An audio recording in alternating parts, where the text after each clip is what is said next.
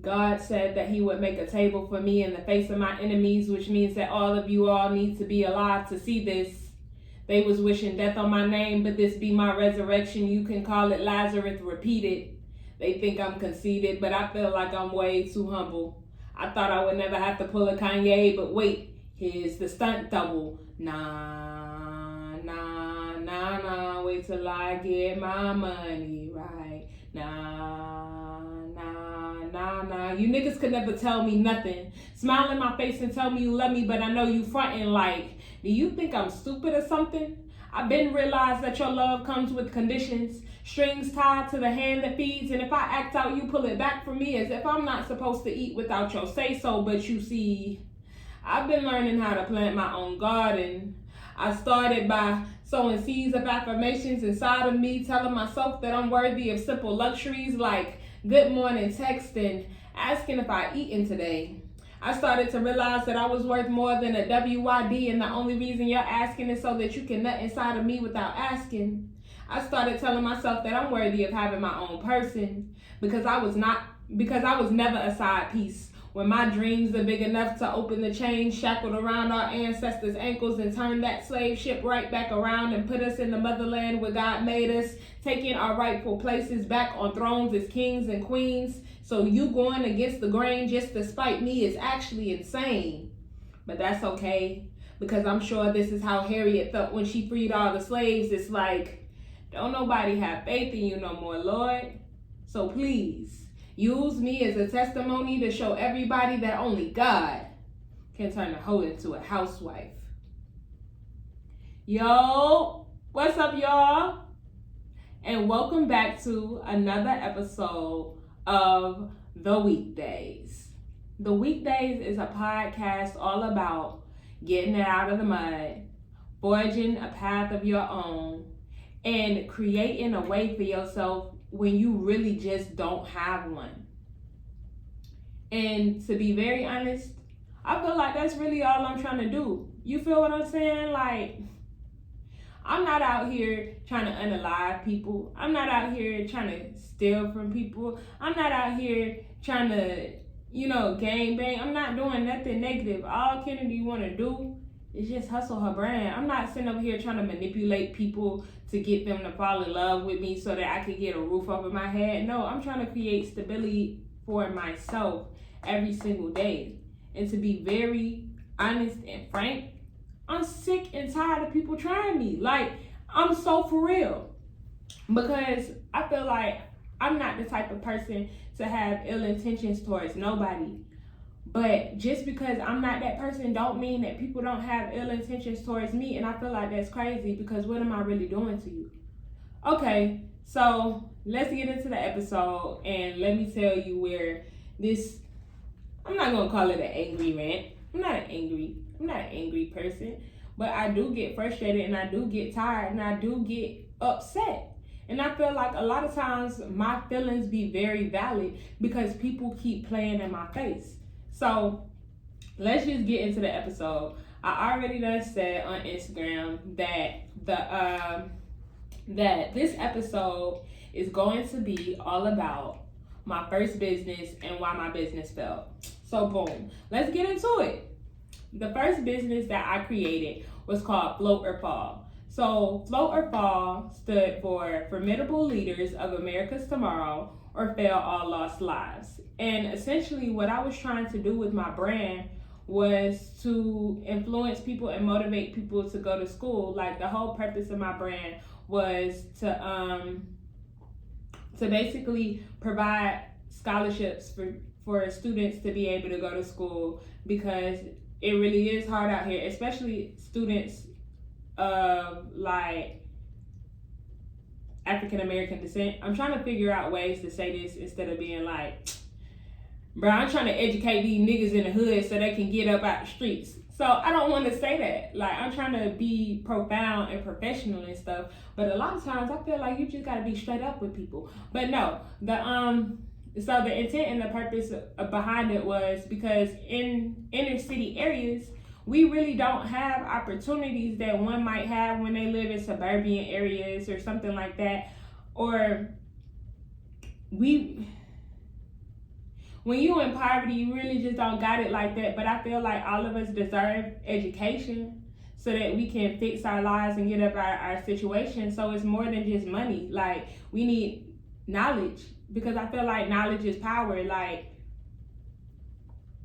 to be able to be educated makes you so much more dangerous than a person with a gun, because when you're able to think for yourself and you're able to work yourself out of I guess I want to say conflicted situations, that's what makes you that dude or that girl. You feel what I'm saying? Not you having a gun and you killing people. That's not what makes you bold. That's not what makes you strong. That's not what makes you just unstoppable. You just a little scary. Like, when you walking around with weapons, somebody making people fear you is not power. At least that's not how I feel, and that's my unpopular opinion. That making people fear you is not power. That is just, it's narcissistic, it's controlling. Like, and I don't really deal with controlling people. I don't deal with narcissistic people, because I feel like controlling people, you want to control somebody else because you don't really have any self-control, or you don't have no control over your own life. So you want to sit over there and feel valid. So that makes you feel like you got some type of power.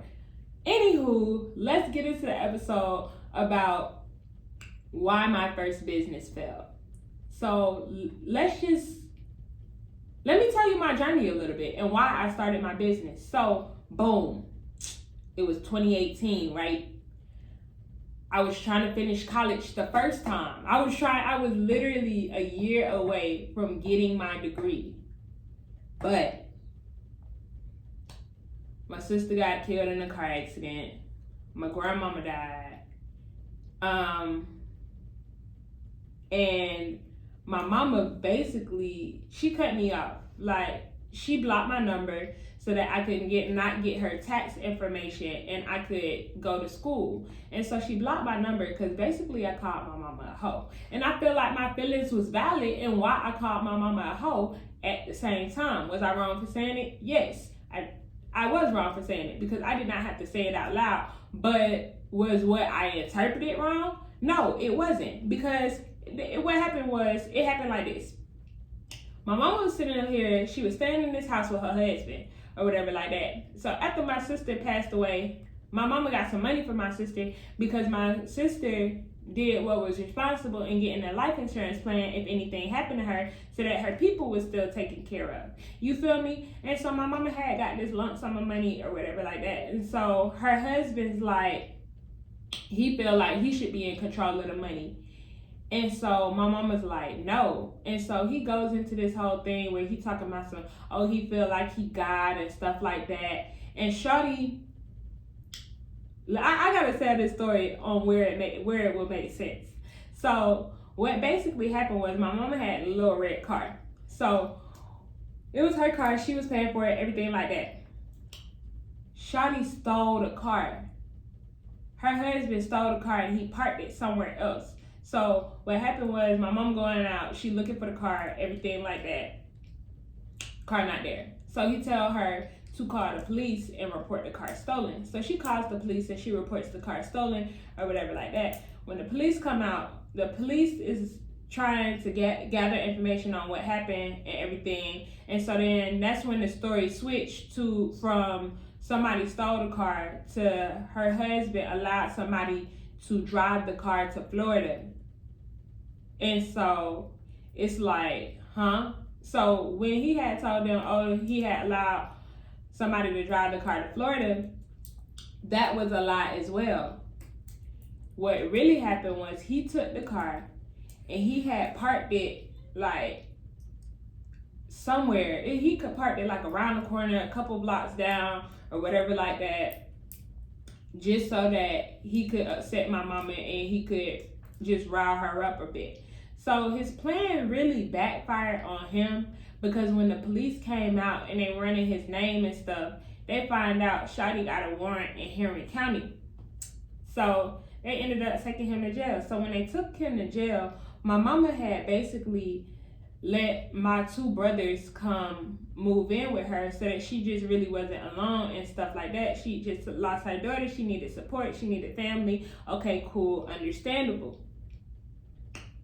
But what's not understandable is whole time that he's in jail, he's sitting over here calling my mama from his sister's phone because my mama wasn't picking up his phone calls because she didn't want to have to pay them fees to talk to him while he was in jail. So he would call his sister to call my mama, and that's how they would stay in communication. And so Shawty really thinking he's still running stuff from jail, talking about, oh yeah, when I get out of jail, your kids need to be at my house type situation like that. And so it's just like, what? So when he gets out of jail, he putting folks stuff out, everything like that. He kicked my two brothers out. He kicked my sister dog out that my mama had kind of adopted when my sister passed. And then he put her out too. So we sitting over here rushing to save my mama. Boom, get my mama moved into this apartment, the senior living place and everything like that so that she can have a roof over her head. Y'all, not even 60 days after we done sat over here and rushed to get this lady to a place of safety because we really believe in it. She not really finna keep dealing with this no more.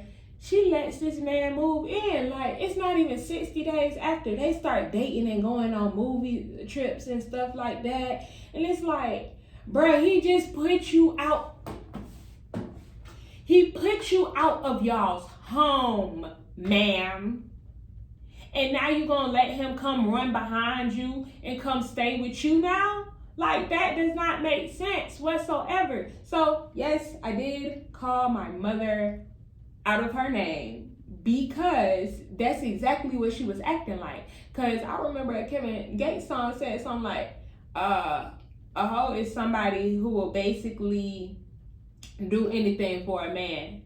And that's exactly what I felt like she was doing. Like, you choosing this man over your kids, you choosing this man over yourself. This person do not care about you whatsoever. Like, what's not clicking in your head? Like, you sit up here, my man, baby girl, your man left you for dead. Your man, he put your stuff and your kids and your daughter's dog out of that home, but here you are still defending this man. So I get pissed off, I get irritated, call my mama out her name, and she refuses to give me her tax information so that I can continue on with school since I said something that was really out of pocket.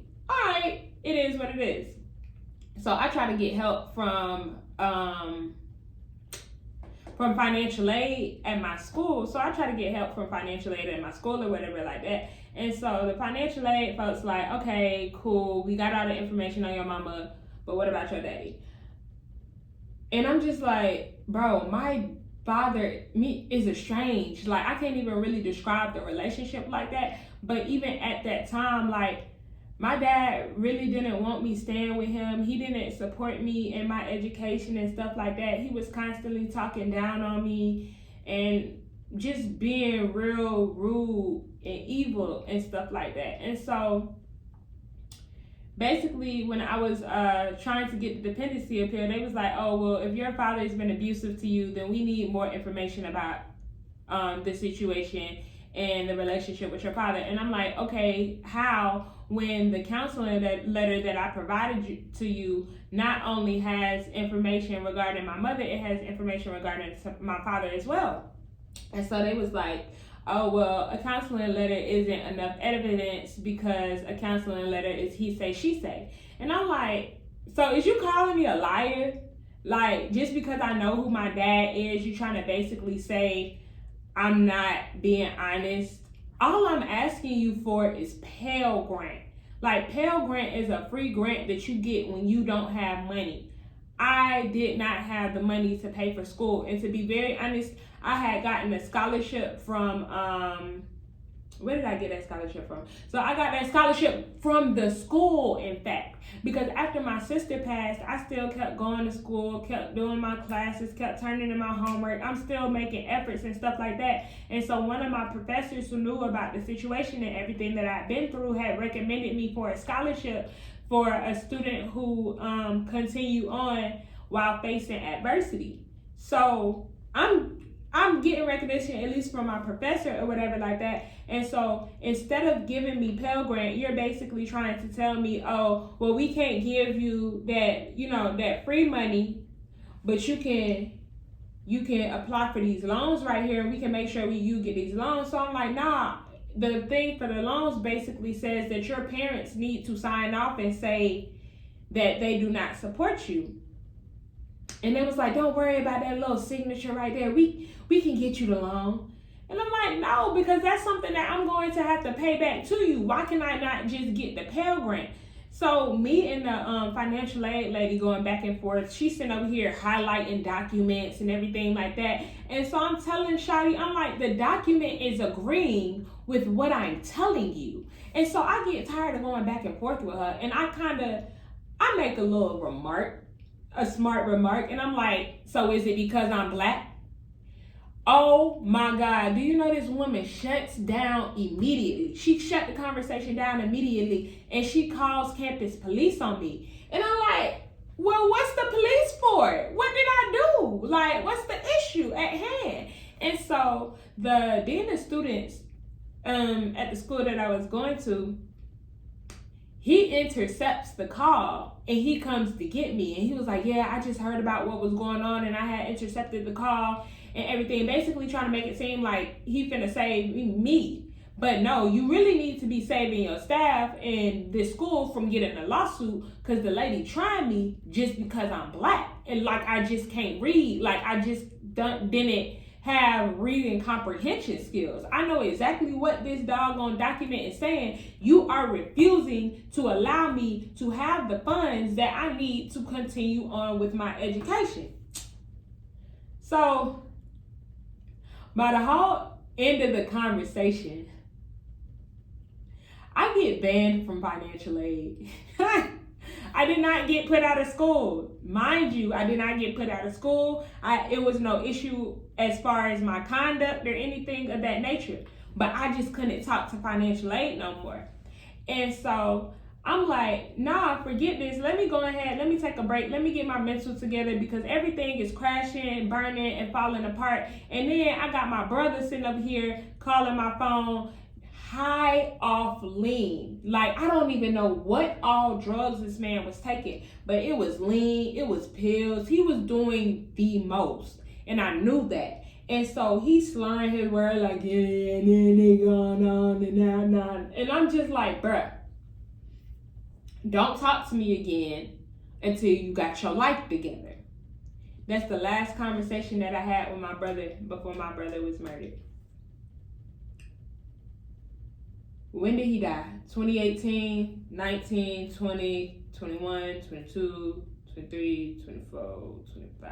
For 7 years, I've been shedding tears because the last words to my brother was, don't talk to me again until you got your life together. Like, just because I didn't want to talk to you did not mean that I wanted you to go meet your maker.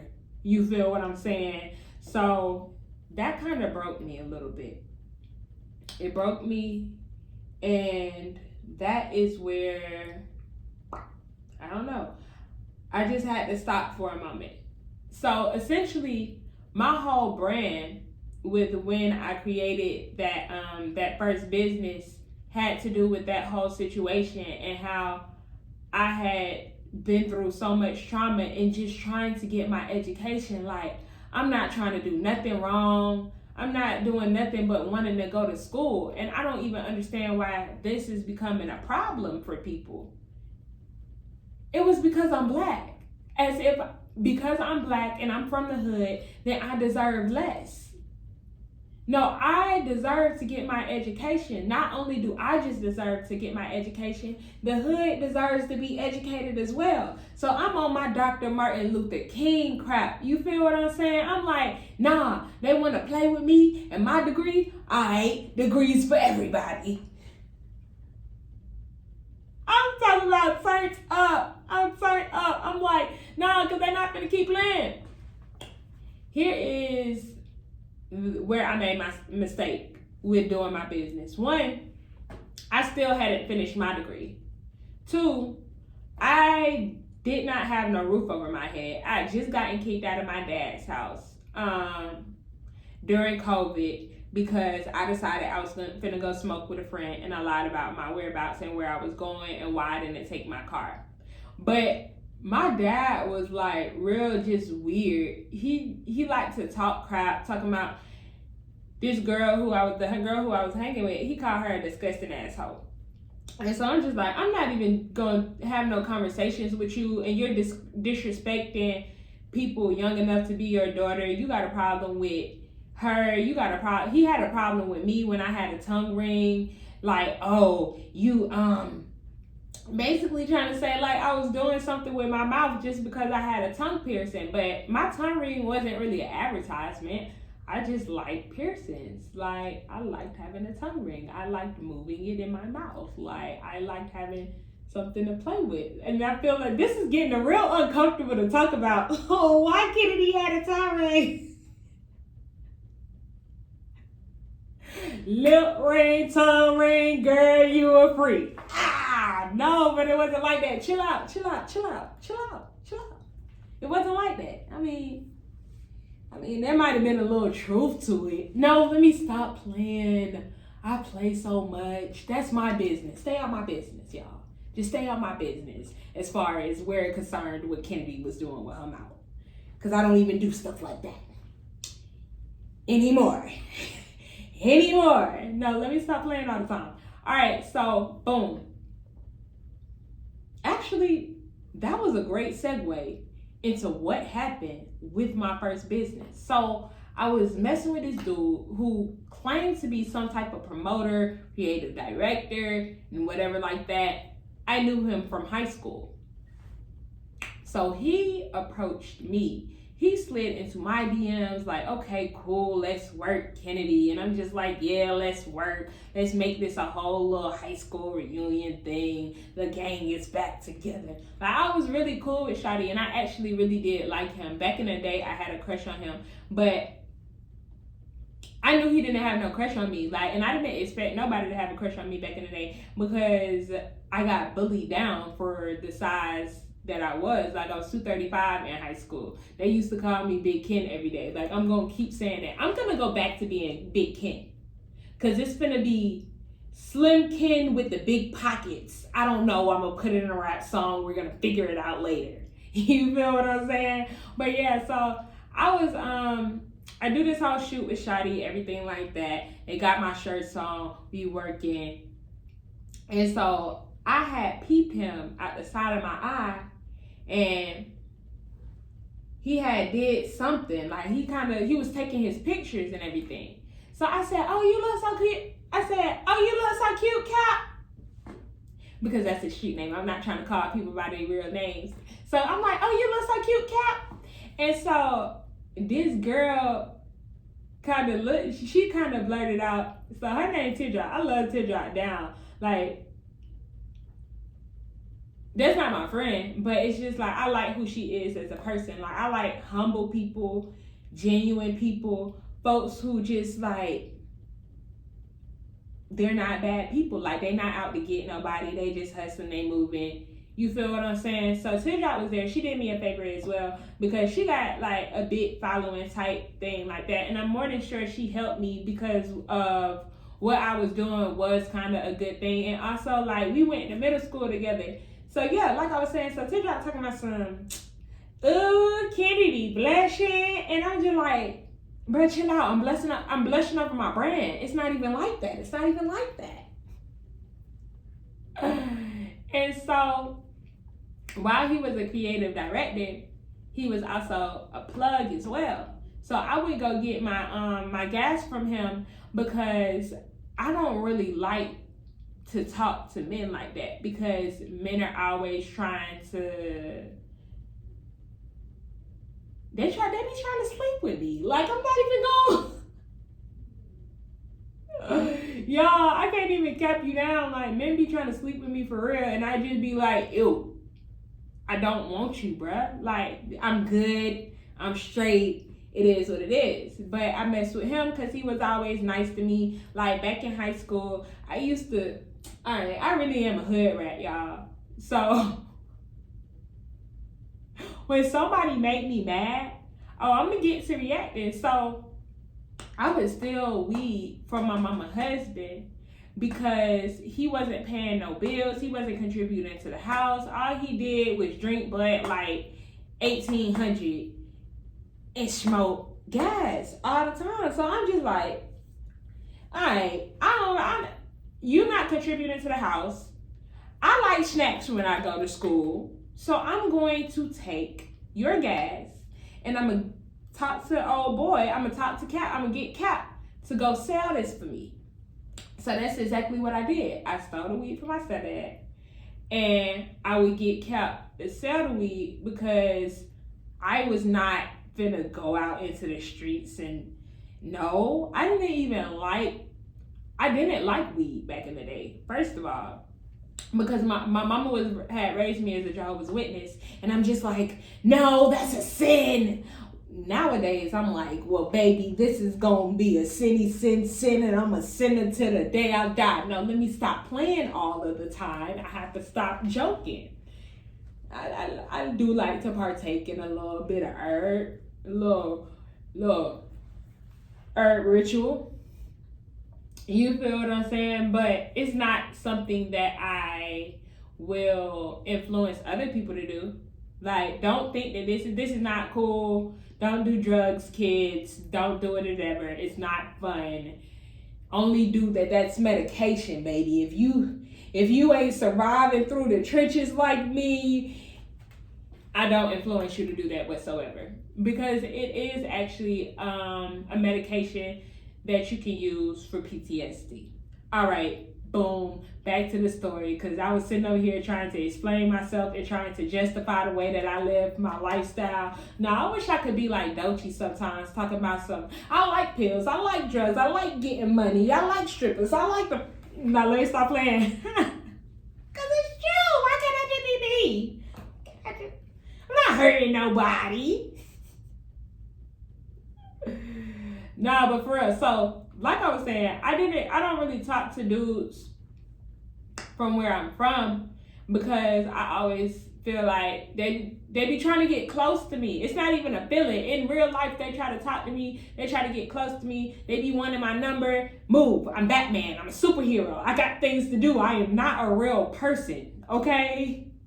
So no, I don't want to talk to you. And a lot of times that's going to irritate me because I don't want to have to just straight up tell you and hurt your feelings and be like, hey, bro, I would never sleep with you a day in my life. So could you back up, please?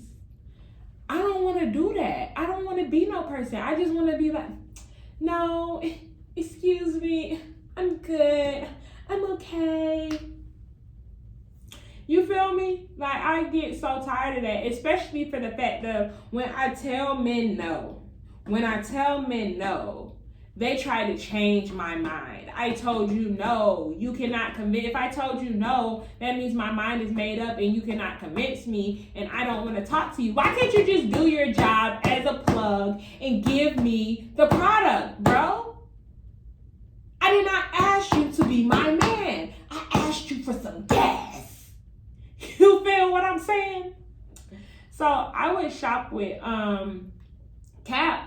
Even though he was a 30-minute drive away, I would shop with Cap because I'm like, okay, cool. I know him from high school. I like him. I had a little crush on him or whatever like that. He was fine.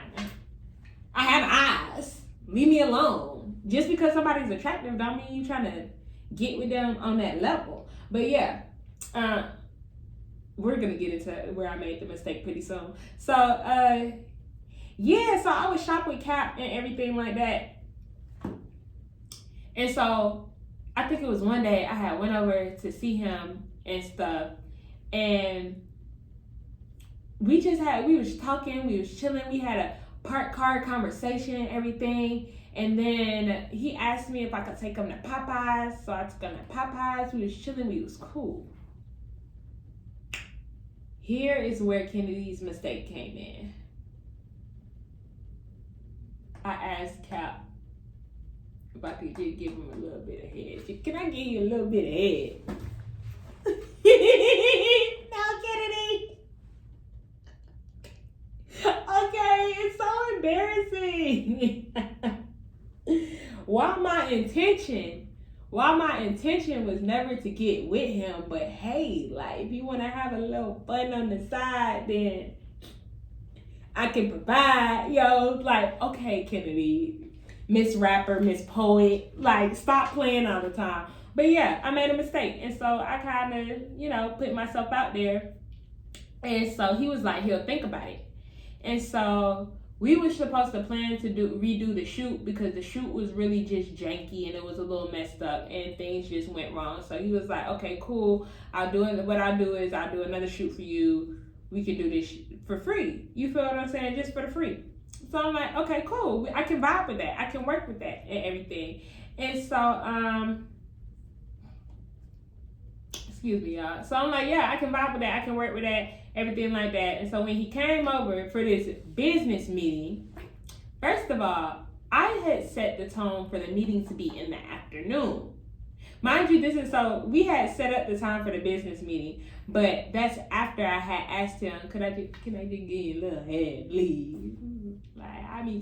Look, all right, I'm cool, I'm done. Hey, I don't do that no more. I have been saved by God, baby. I do not do the same things that I used to do. So please do not try me. I'm good. I don't want to. I don't even know how to do that. Baby, my jaw broke. Okay, I can't.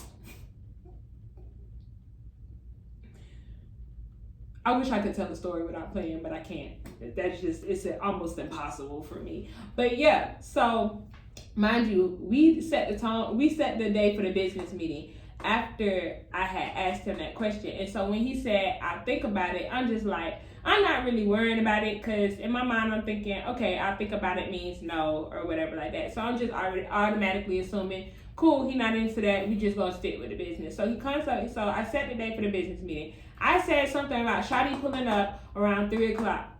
I even asked my mama if he can come over so that I can do like the business thing or whatever like that. I invited him to the spot, but I wasn't inviting him to the spot so that I could do what I had asked him about prior to.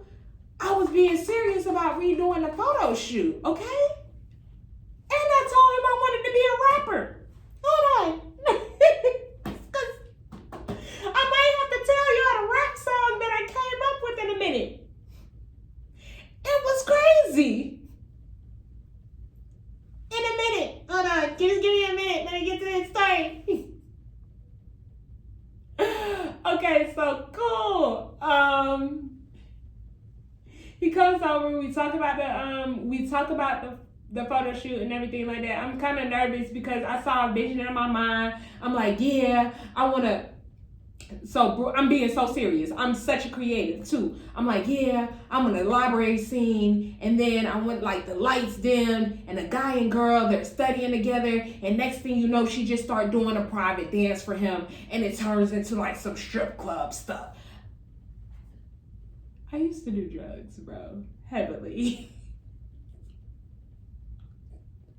I was trying to promote the fact that strippers and drug dealers could be college educated too. That was the point. That was the creative vision that I was going for. When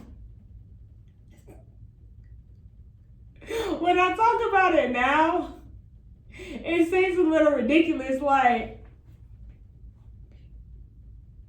what? Like, but it was the juxtaposition. Like, if you're not an artist and you don't have a creative mind, then you're not gonna get the concept and where I was coming from. I was just trying to say that no matter what your background is, you should still have the rights to be educated. You feel what I'm saying? I was trying to save the strippers from doing all those private dances, which they can really just come doing for me. All right, I'm gonna stop playing right now. So yeah, so he was over. He had came through and stuff like that. So, oh yeah, that's the part I skipped. So I asked my mama, right? So I asked my mama, could Shorty come over? Because I was being so serious. I had set the time for like 3 because it's like I had touched my lip with the mic. Sorry, Mike. But yeah, so I had so I set the time for about 3 or something like that in the afternoon where my mother could be there, and so my mom felt comfortable, so she knew who was coming in her house, everything like that. My mama was cool, everything's fine. I had set it for 3. He gonna talk about some, oh, you mind if I show up later in the night? So when I tell you Shawty really shows up at nighttime type deal, he really did show up at nighttime, bro. And so I'm telling him the whole plan and everything like that, the vision that I had in my mind. And so he go, what about that rap song? Y'all, I hope I don't get in trouble for this. Like, just don't judge me. As you listen, don't judge, and just hear the creativity and respect my art. So I was like, she sucking it with no teeth. No bitches all girls. Have a bubble when I suck it. He want me to blow when he put my mouth on the tip. Ride that like a whip. And when he about to come, I let him skeet on my lips. Like, that was hard.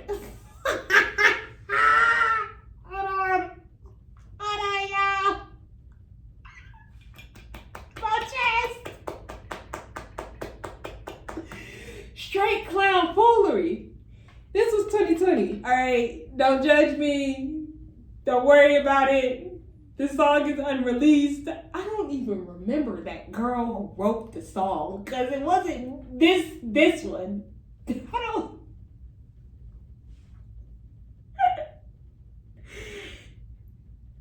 It was like a spirit possessed my body and they wrote that. I was on demon time. You feel what I'm saying? And so, yeah, so he had kind of played me a little bit with the whole situation. And I had peeped that. And so, boom, I'm just kind of like, the vibe was different because I realized that you played me. And so, basically, what had ended up happening was I ended up still doing my other photo shoot, but I did it without him there. But it wasn't intentional as far as I was trying to backdoor him and just leave him out of the whole operation. No, I was going to talk to him eventually, but I deserve to still be able to sit with my feelings and my emotions because I realized that you just played me. You get where I'm coming from? So I had reached out to one of his homeboys and reached out to one of his homegirls that he was that he worked with or whatever like that and everything. And so when I reached out to them, they met me, they still did the photo shoot with me, everything like that. And so I was still talking to him because I still get my gas for you. You feel what I'm saying? But I'm not gonna have no whole conversation about what happened between us because I ain't like that. I ain't like what happened. And so I wasn't really talking about it or whatever like that. So we went back, we had a whole conversation about what happened. And so basically, I'm not gonna put you all in all my business, but basically he had played me again. And so he tried to end up blaming it on me, talking about some, I was trying to do business behind his back and do. No, I did the photo shoots individually instead of doing them like in a group. And I took the pictures myself because I had me a little camera, everything. So I'm just like, okay, I don't need your little photographer because I got a camera of my own. I didn't like working with his photographer because I didn't feel like his photographer was taking my brand seriously. You feel what I'm saying? So the whole purpose of me telling y'all this story was to tell you the mistake that I made in this situation, right? So the mistake that I made in this situation was mixing business with pleasure.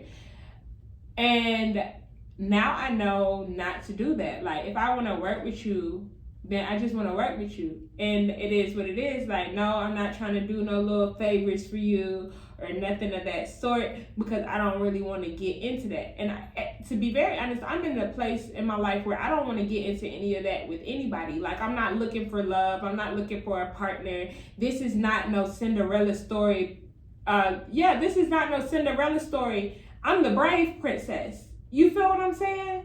Like, I'm going to save myself. No, I don't need no Prince Charming to come save me out of my situation. Yes, I am going through a lot, and sometimes I might need to vent and I want to talk about it, but I'm good. I'm not looking for somebody to change my circumstance or change my life, because I don't even agree with people doing stuff like that. I don't agree with finding love in survival mode, because what I'm not doing is struggle up. And I feel like when you're struggling and somebody takes you out of that situation, I feel like you kind of obligated to them for the rest of your life, because it would be real messed up for you to use that person for what they would be able to provide, and then once you good, you just like, I never really liked you like that for real. I was just using you because I'm in a bad situation. And some people do that. Some people will use you so that they can change their circumstances, but they don't really have no love for you. They love your hand and not your heart. And that's not who I am or what I would like to do. And I feel like I've encountered so many circumstances where people have done that to me. Like, people love me for what I can provide to them, but they don't love me for who I am as a person. And I don't want to continue to put myself into circumstances like that. So yeah, like I was saying, so the lesson in all of that, and with my first business failing, is one, you can't provide for nobody. Why it was the wrong move in promoting, hey, I really wanted to give scholarships to students so that they can make it out, so that we can make it out of the hood. I really believe in education and people staying in school. You know, I really want to fight for us. I can't fight for us if I'm having trouble fighting for myself, and I'm having trouble feeding myself, and I'm having trouble securing a roof over my head, and I don't really have no family. So the first mistake was trying to feed people when I can't even feed myself, because where I was running into a problem is, some people would really buy my shirt because of my mission and everything that I was saying, but I'd take the money and run right to the plug. So it's like, dang, I'm not even. So that was my first realization that I was a whole drug addict. And I hate that. I had to check the time, y'all. All right, so I hate the fact that that it felt like that. Like, I was just in this real uncomfortable situation. So that was my first mistake, because I wasn't able to secure things for myself. So I wouldn't be able to secure nothing for somebody else when I need help. And I didn't feel comfortable telling people, this is what I want to use this money so that I can provide scholarships. I didn't feel comfortable telling people that that's really what I wanted to do, knowing good and well that I didn't have money for myself. And the money that I was making from the shirts, I would be like, all right, cool, I'm gonna take this to the plug, I'm gonna pay myself back. No, because when you get the next dollar, you're gonna take that one to the plug too. So I'm just like, you know what, let's just drop, float, or fall right now, because I need to take care of me. Mistake number one. Mistake number two was not checking people, not doing my research on people and what they were doing, and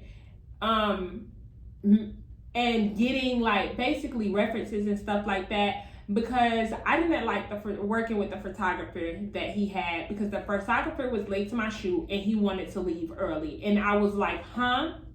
How? So you're not taking my brand seriously. And then number three, my mistake was trying to sleep with the creative director. Like, y'all, I was not I feel like my intentions was misunderstood, because I feel like I'm a free spirit, and I'm not really a possessive person. So I think that I can sleep with somebody and not fall in love with them, because I've done it multiple times. In actuality, after I sleep with somebody, I want to be left alone. I want to be by myself. So yeah, I do only use people for my own benefit in that way. But I am changing my behavior, and I'm relying on God now, because a lot of times when I'm sitting over here doing stuff like that and being bad, I did it to validate myself. So I was sleeping around to validate myself, like, yeah, this person fine. I was able to sleep with them, and that's exactly what I was doing. I wasn't caring for people. I wasn't even caring for myself in that situation or in that moment. And so yeah, that's basically what it is. The fact that I didn't love myself and I didn't see myself as worthy. And so that's really why I didn't want to do relationships, because I didn't know why anybody would want to be with me or why anybody would want to be in a relationship with me. And then on top of that, even still now to this day, I struggle with self-worth and being able to see what somebody might be seeing in me to make them want to be with me. Now I think you're trying to manipulate me and you're trying to pull one over my eyes. And so love really feels like a weapon to me at this point. And I don't do it on purpose. Like, I'm really a loving person. Like, I really love humanity and I love love as well. I like to see love on other people.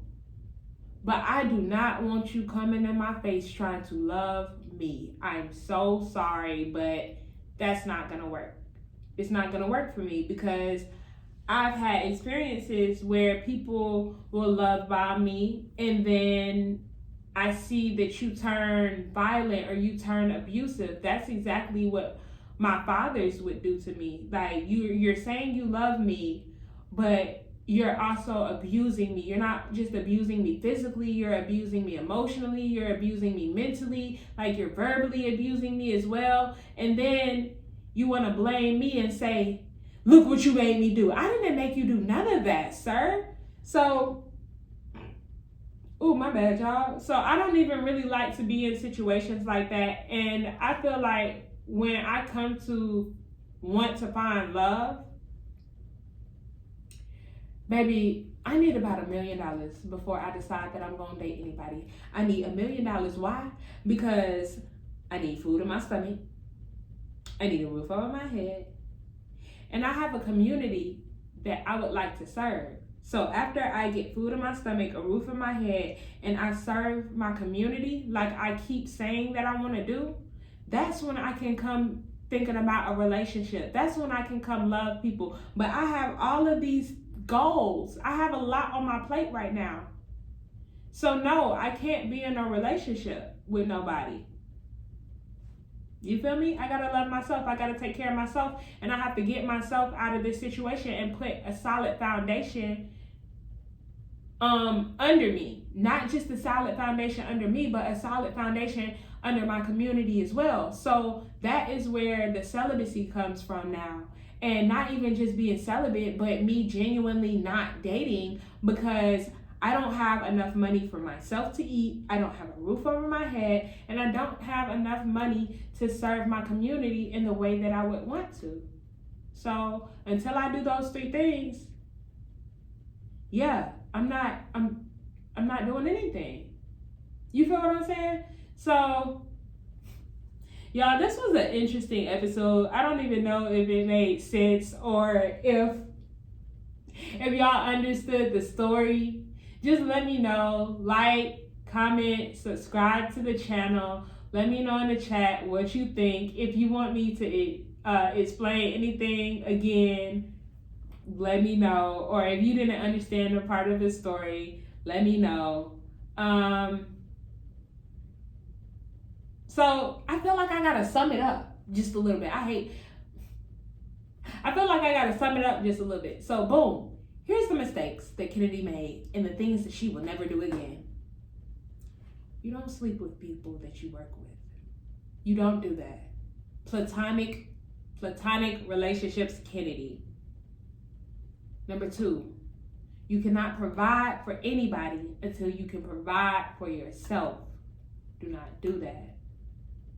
Number 3, stop being so trusting. I gotta stop trusting people. You feel me? In their motives and their intentions.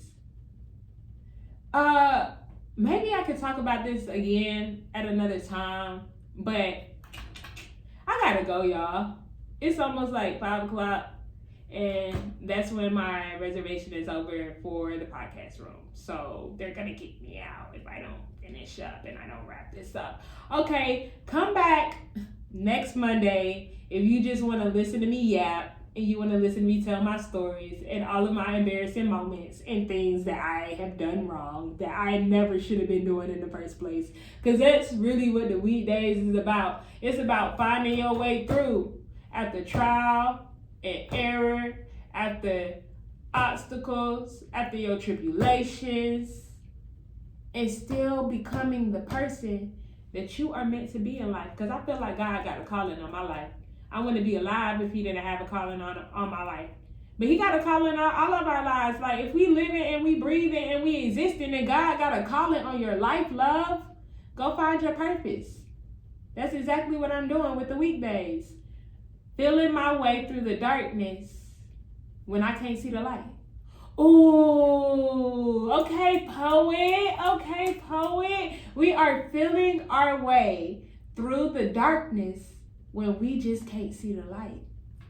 We gonna keep going anyway. We gonna keep putting our best foot forward. We gonna keep intentionally making good efforts every single day to heal, to grow, to change, to become, y'all. All right, my name is Ken, and I'm sick of yapping with you. You can follow me at _WeakDaze _Weekdays. And if you want to follow my personal page, you can find me on TikTok and Instagram at the Hippie Historian. THAHIPPIE. Type in the H and I should pop up. I should. I'm not spelling historian, bro. That's too long. All right, y'all. Peace.